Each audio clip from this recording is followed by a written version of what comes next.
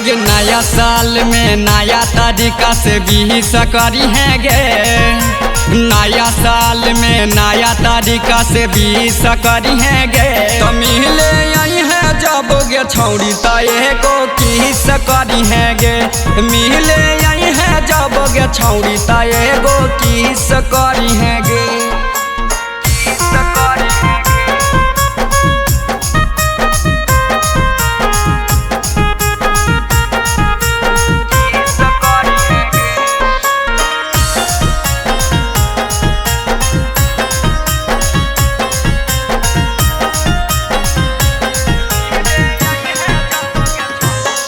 आगे 21 दिसंबर के बनतो पलान गे। जहाँ तू कहमी घुराई देबो जान गे।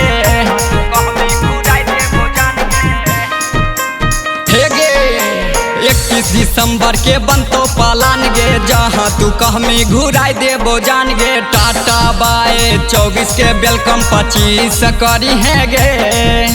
टाटा बाय 24 के वेलकम 25 करी है गे। मिले आई है जब गे छौड़ी ताये गो किस करी है गे। मिले आई है जब गे छौड़ी ताये गो किस करी है गे।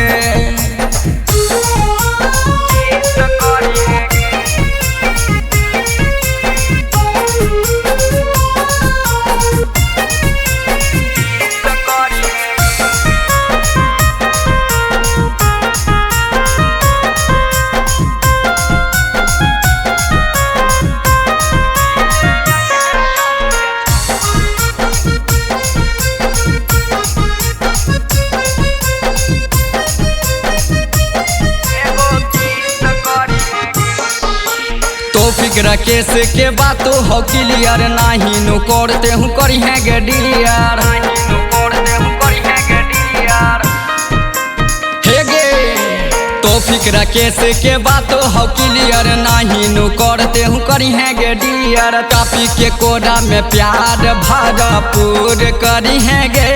हे गे चापी के कोड़ा में प्यार भरपूर करी है गे। मिले आई है जब गे छौड़ी तय गो किस करी है गे। मिले आई है जब गे छौड़ी तय गो किस करी है गे। हम वेट करबो तो जरूर मिलिए।